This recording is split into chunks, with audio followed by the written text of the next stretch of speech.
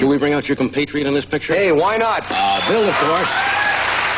Bill had made some very funny pictures. Meatballs, Caddyshack, Stripes, and he's also co-starring in Ghostbusters. He really carries the ball in this one. We engineered and structured this movie for him. He is great. He's getting the best reviews of his career. Mr. Bill Murray. Right.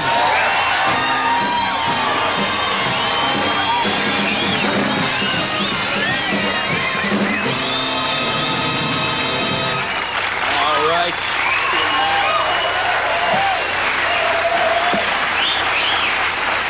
You heard what the man said? Yeah, He gave you the whole picture. True? Yeah, he's a coward. He's a coward. And it was a difficult job because Harold and Dan wrote the script, and they basically said, why doesn't Bill say that? They give you So they gave me all the lines, and I end up looking like a jerk, saying stuff like, okay, guys, let's go. For an hour and 45 minutes. But you say that well.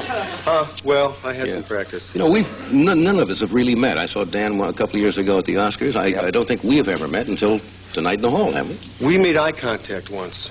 Yes. Oh, well, I mean, where was that? There was a dinner for Frank Price, a pioneer of industry dinner, and you were the MC. True. And you were wickedly funny. Thank you. Really evil in person. You should see this guy in person.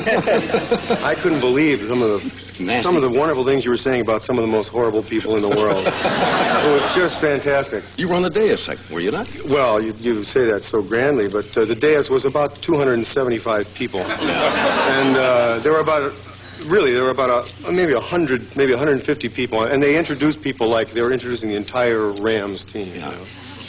And it was like a running thing, and then you had to sit there. There were like 3 rows of people all the way across the stage eating in front of like 1,500 people. And you'd be sitting there, there was some jabber, and you'd do jokes and introduce people, and then it was eating time. Yeah. So you're sitting there eating, and you'd look, and there'd be like a whole table full of people staring Looking at you, you know, eating. And they go, honey, look, he's using a fork on his Jell-O. Yes. And you always get one of these. You're just trying to it's like, hello there. And they nail you. Yeah. You don't like crowds, I take it. Well, crowds are, I heard a good thing about crowds once. If you just imagine that you're way up above, like in the Empire State Building, then it doesn't bother you so much.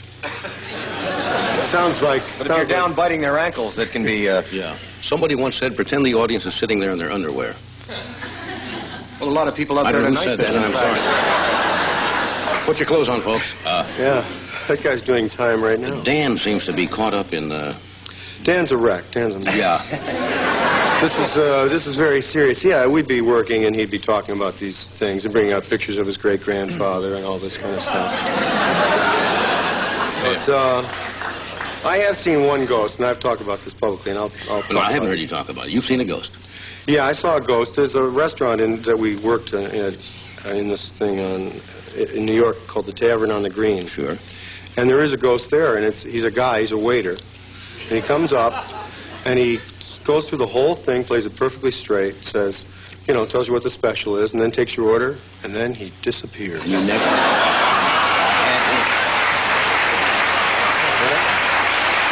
I've seen him. I know that's it. Yes. That's the ghost of Raoul. Yeah, I had him last week. Do we have a film clip of what these guys are doing in this picture? I guess we do. We better, or we're going to have to read aloud from this. Yeah, I can't. Try one of those. I love your great-granddad, Dan, but does this need, as they say, a setup? Yeah, this needs a setup. I guess I have to do this again, huh? Okay. You can split it either way you want. Well, this is... What clip is it? It's the... Oh, yeah. This will show you how seriously we take all this ghost stuff. This is the Ghostbusters. Dan and Harold Ramis and myself play parapsychologists who are thrown out of a university and go into business for ourselves, capturing ghosts.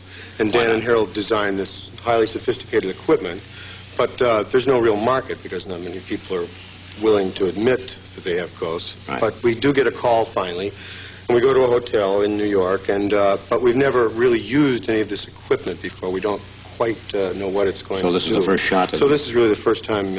Okay, here's a clip from the Ghostbusters. Watch the monitors here in the studio.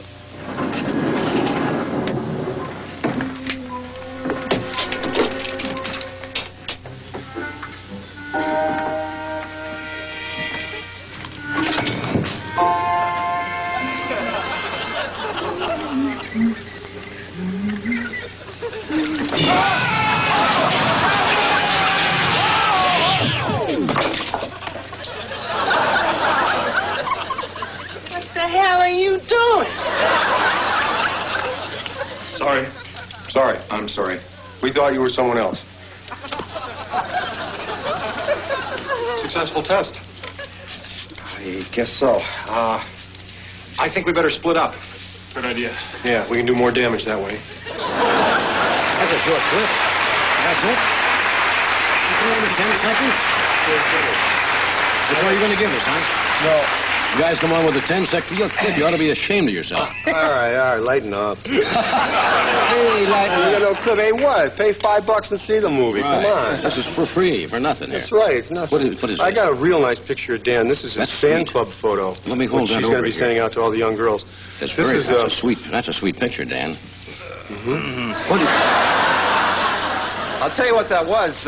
Please do. Yeah, I think it bears some explanation. Yeah. The fact of the matter is, in making these movies, we had a lot of mechanical effects on stage there, and they use air cannons, pressurized tanks of air at 200 pounds per square inch to get reactions out of us, and that was me being hit in the face with an air cannon. Yeah. And I bought one of those air cannons and took it home just for personal thrills. Lonely Friday nights can be, what is it, Fred? Fred is pointing. Fred is one of the great pointers in our business. We'll do this. We'll be right back. Stay where you are. Where's my...